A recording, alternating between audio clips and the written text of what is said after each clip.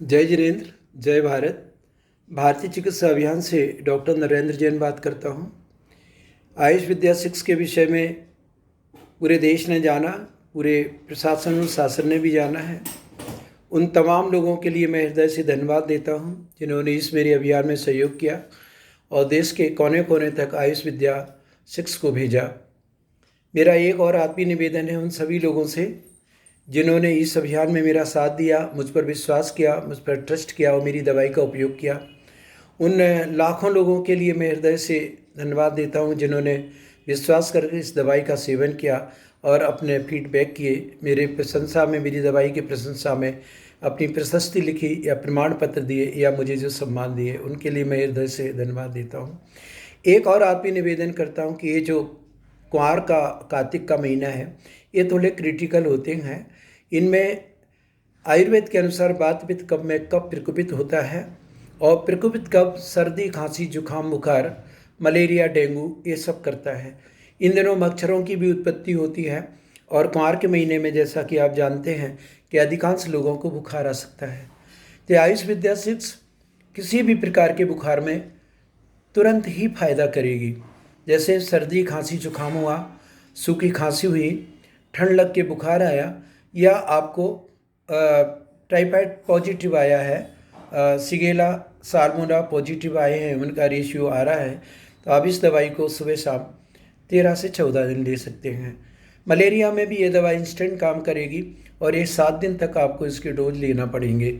इसके अलावा ये दवाई का एक और निवेदन है, क्योंकि आयुर्वेद के अनुसार सर्वाधिक बीमारियां के जो प्रकार हैं उनमें 107 प्रकार के ज्वर होते हैं।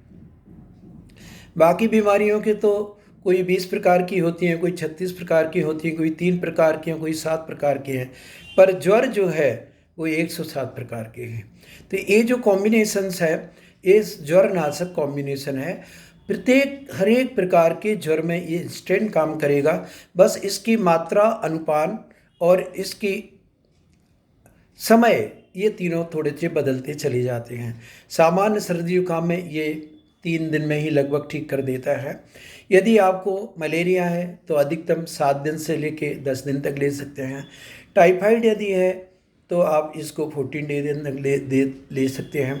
और जो अंदर मरे हुए ज्वर, जिनको कहते हैं कि हमको मरे हुए ज्वर हैं, बहुत भरे हुए हैं, उनमें 1 डोज डेली 1 महीने तक ले सकते हैं। मुझसे संपर्क भी कर सकते हैं।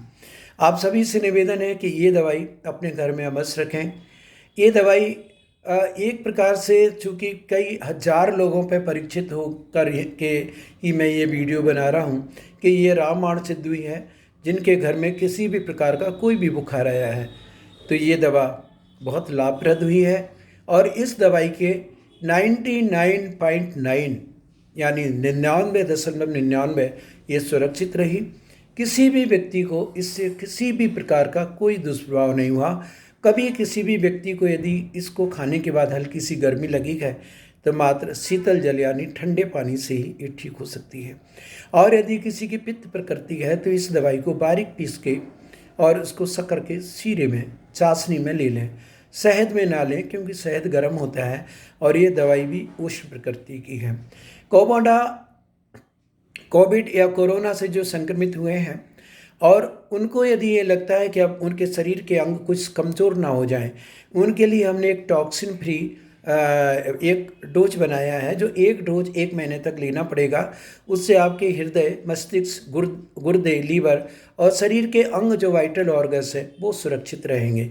मैं गारंटी के साथ तो ऐसा शब्द उपयोग नहीं करते डॉक्टर में, पर जो अभी मैंने जिन लोगों को भी ये दवाई रिजुविनेशन, बॉडी रिजुविनेशन के लिए दी हैं, या अंदर वो वायरस कहीं पे भी बॉडी में होंगे तो वो अपनी कॉलोनीज़ को डेवलप नहीं कर सकते। ये हमारा अनुभव है और ये हमारे चिकित्सा सिद्धांत भी कहते हैं।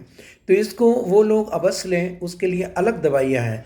टॉक्सिन फ्री डोज है जो वो भी 40 रुपये का 1 डोज ही है और अधिकतम 1 महीने तक लेना है। तो जिनके लिए कोरोना हो चुका है वो इस दवाई को हमारे सेंटर से प्राप्त कर सकते हैं। हम कोरियर से भी ये भेज रहे हैं। उसके लिए बस उन्हें अपनी एक फ़ोटो, अपना चेहरा और एक पैरों का फ़ोटो और अपने कुछ रिपोर्ट्स जो उनके हुए हैं वो भेजने पड़ेंगे। हम आपको मेडिसिन उपलब्ध कराएंगे। या जिन जिन सेंटर पे ये हमारी दवाई है उन लोगों के माध्यम से भी आप ये मंगा सकते हैं। अभी आयुष मंत्रालय द्वारा भारतीय चिकित्सा परंपरा की इन दवाइयों को भी अनुमोदना मिल गई है। उनका भी जो है इसको अप्रूव करके उन्होंने इसकी अनुमति दे दी है कि ये प्रारंभिक अवस्था यानी फर्स्ट और सेकंड स्टेज में या माइल्ड और मॉडरेट स्टेज में ये आयुर्वेद की दवाइयाँ आप उपयोग कर सकते हैं। पर भारत सरकार से मेरा एक और विनम्र अनुरोध है कि भारतीय परंपरा में तो एक से एक रस रसायन हैं जो instant within no time seconds में भी काम करते हैं। और आईसीयू में रेमडेसिविर या हाइड्रोक्सीक्लोरोक्विन या स्टेरॉइड्स या एड्रेनालिन या जो भी लाइफ सेविंग ड्रग हैं उन जैसी ड्रग्स भी हमारे आयुर्वेद में है। बस एक बार आप अनुमति दे दें तो हम आईसीयू में उसके चमत्कारी प्रभाव भी दिखा देंगे। अभी देश के कई हज़ार लोगों ने हमको एप्रिसिएशन दिया इस दवाई के विषय में, जिन्होंने जिनमें मुख्य न्यायाधीश से लेके और फौज के अफसर भी रहे हैं और बहुत सारे प्रोफेसर्स, लेक्चरर्स, डॉक्टर्स जिन्होंने इस दवाई का उपयोग किया है। उन्होंने मुझको जो फीडबैक दिया, मुझे जो आशीर्वाद दिया, जो स्नेह दिया, उसके लिए भी मैं उनका हृदय से आभारी हूँ। और पुनः एक बार आपसे निवेदन करता हूँ कि इस दवाई को अपने घर में हमेशा के लिए रखें। ये दवाई 3 साल तक ख़राब नहीं होती है। इसको फ्रिज में रखने की ज़रूरत नहीं है। कहीं पे भी सामान्य टेम्परेचर पर इसको पैक टाइट एयर टाइट डिब्बे में रख दीजिए।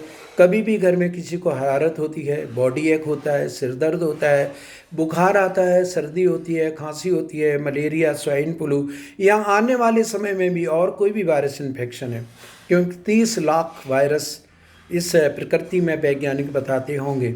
वैसे तो आयुर्वेद के अनुसार अनंत हो सकते हैं, 84 लाख योनियों में ना जाने कितने वायरसेज होंगे, पर उन सभी वायरसों का ये इलाज बहुत मुकम्मल हो सकता है।